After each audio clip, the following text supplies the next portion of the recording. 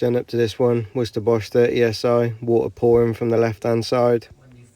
I think we all know by now it's going to be the flow manifold. But let's whip the case off. Can hear it spraying inside, can't really see it, so let's move the PCB out of the way.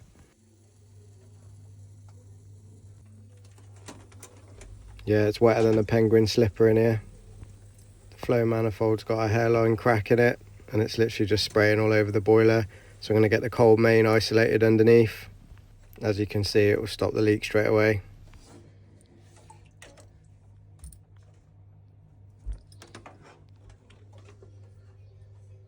Can catch people out because the pressure was low on the boiler, but that wasn't because of this leak. Obviously I got one of those on the van, so I'm going to go and grab it, turn the flow and return off underneath. Always use a little spanner, never use a flathead screwdriver. If you've used a flathead screwdriver before, you'll know why I tell you not to. So I'm going to pop the diverter valve hat off and then pop the motor out. This will help fully drain the boiler from both circuits. Then I'm going to use Eddy, put that over the drain off to make it easier to open. Rummage around for the drain off hose. There it is. Pop that on. Nice and easy to open now. Let the boiler drain into the bag. Use some grips to undo the condense nut and put the trap to one side. You're going to need that later. Then disconnect the domestic hot water sensor. I always put everything to the right hand side. Take the expansion vessel hose clip out, then wrestle with the expansion vessel hose. It will come out. Make sure the bag or the bucket's underneath to catch all the water.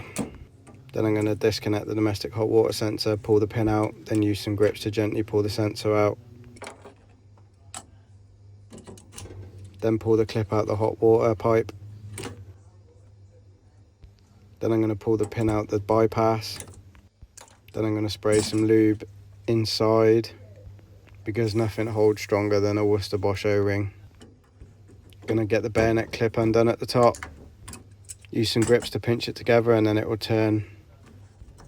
And then kind of try and lift it out of the way. Then get the spanner on the domestic hot water nut.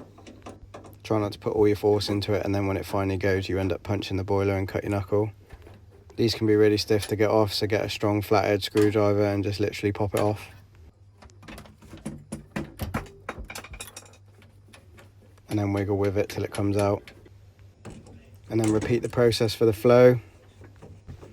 Pin out, spanner on the nut, flathead screwdriver to pop it off, grips to spin it out the way.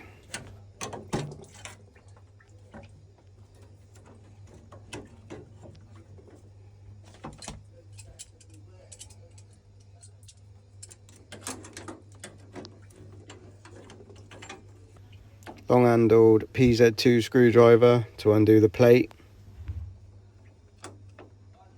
Then use the same screwdriver to undo the screw on the top left which holds the flow manifold to the boiler.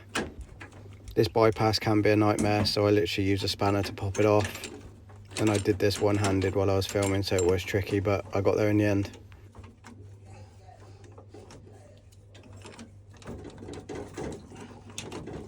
Sometimes you just got to wrestle with it.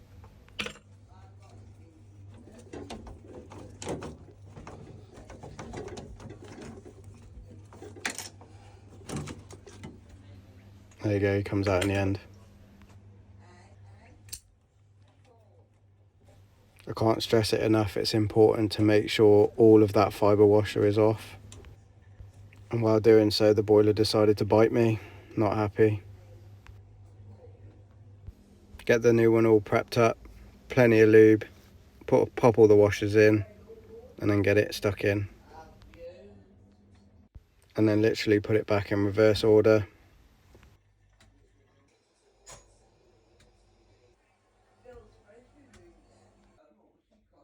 Once you're happy everything's in and tight, get it filled up, turn the water back on.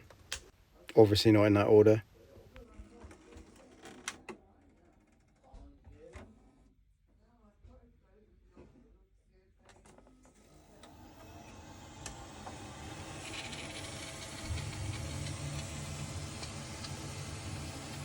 Green light means go. Kept this Worcester from the scrap pile. That's another one done. Happy days.